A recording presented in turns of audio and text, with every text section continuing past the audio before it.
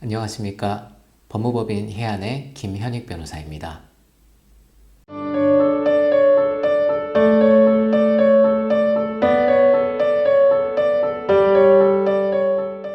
사기죄는 타인을 기망해서 재물을 교부받거나 재산상 이익을 취득하는 범죄를 말합니다.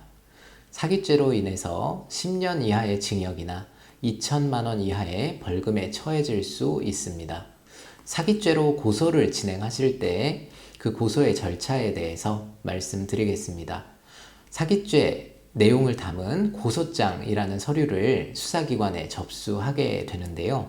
사기죄의 고소장은 사기로 인해서 재산상 피해를 입은 경우 이에 대한 범죄 사실을 입증하고 이를 수사기관에 알리기 위해서 수사기관에 제출하게 되는 양식을 말합니다. 이러한 사기죄의 고소장은 가해자의 혐의를 형법적으로 증명하기 위한 목적으로 작성되는 것인데요. 이를 위해서 고소인과 피고소인의 인적사항, 그리고 고소를 하게 된 취지, 그리고 원인 등이 기재됩니다.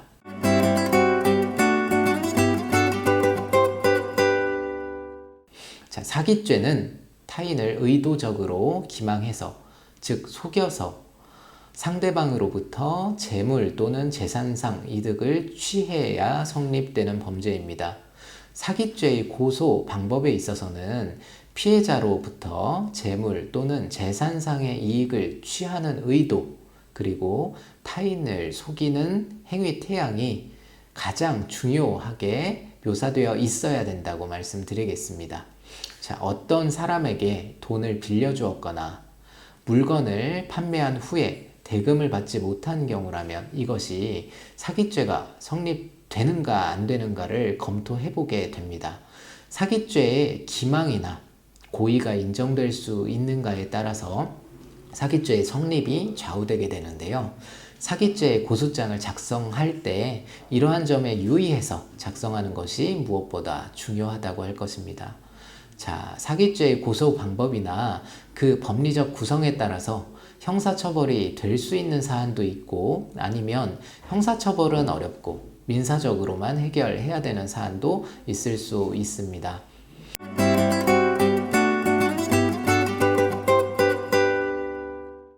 일반적으로 단순히 돈을 갚지 않는 경우에는 사기죄의 구성 요건인 기망을 입증하기는 어려울 수 있습니다. 때문에 일반인이 스스로 이러한 내용만을 담은, 즉 단순히 돈을 갚고 있지 않습니다 라는 내용만을 담은 고소장을 작성해서 수사기관에 제출하더라도 결국 형사처벌까지는 이르지 못하고 사건이 그대로 종결되게 되는 경우들이 많습니다. 이때 일반인은 수사기관으로부터 이러한 내용의 사건은 민사적으로 해결해야 할 사안입니다.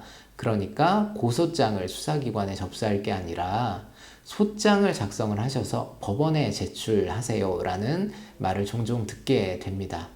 하지만 돈을 빌리는 사람이 돈을 갚을 당시에 돈을 갚을 의사나 능력이 없었음에도 돈을 빌려서 돈을 결국 변제하지 않는 경우이거나 또 물품을 구매했음에도 불구하고 대금을 지급하지 않는 경우에는 사기죄의 고의가 인정될 수 있는 사안이 많고, 이러한 경우에는 자신 명의의 재산이 없는데 그럼에도 불구하고 주변의 지인에게 자신의 재산을 빼돌렸을 가능성도 배제할 수 없어서 결국 형사처벌의 필요성이 적지 않은 매우 많은 경우들도 있습니다.